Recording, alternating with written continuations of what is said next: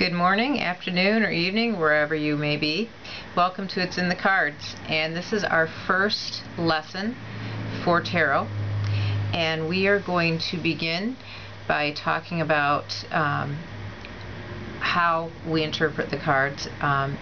It's a personal thing. Don't worry too much about getting into this and what's right or what's wrong. There are standards of what the card's meaning is, but each person has their own spiritual meaning as you develop the relationship with the cards as you go along. We won't be covering much of the history of the tarot because there's many books out there. I even have one to recommend.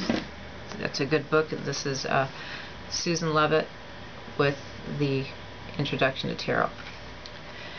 So for the first lesson, we're going to start by talking about how to treat your cards.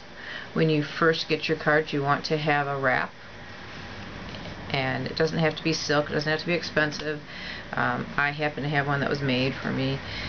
You can go on Etsy, or you can just use a material of your choice, or silk wrap is nice. And be respectful of the cards, and place them in an area where you know there's not going to be a lot of negative energies or just too much going on. So it's recommended to have a little space and have a symbol of earth, wind, or earth, air, water, and fire. It doesn't have to be fire, but it can be like a candle, or then a piece of a nice rock would be your earth. Something that represents water could be a cup or a vase or something that you like. And just having it around an abundant energy source, which is very positive, is nice. There's a lot of meditative qualities to the tarot. You want to clear your mind as you go into your studies and connect with deep thought on your own. It's removing all the outside world and coming to a space that is yours and connecting to it. As you go along, you can pick up things about meditation or whatnot. So the first thing we'll do for this study is you're going to get your cards. There are 78 cards, and it's kind of, when you first start, different from working if you're used to a 52 card deck, and you want to hold on to them and shuffle them and get to know the cards. And we're going to do that by taking one card out of each.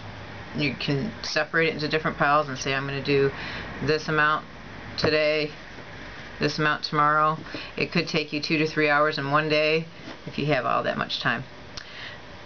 Get to a quiet place and pull out a card and have a book next to you and write down your own interpretation of what you see in the card. Each card is going to tell you a story.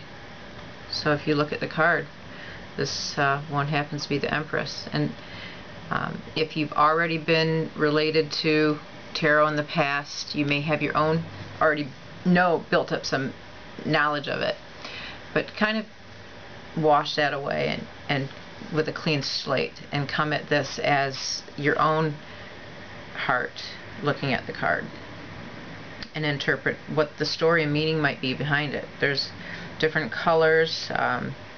She's in a setting where there's a water flowing behind her, so you want to kind of look at each card and put your own interpretation into it, and what the image is telling you.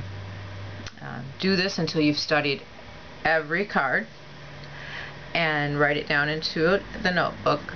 And then if you've done this in one day, maybe take the week to reflect on each card and what you've written down. Don't take too much of looking up the meanings yet, because we'll go into that next week and how the cards are set up.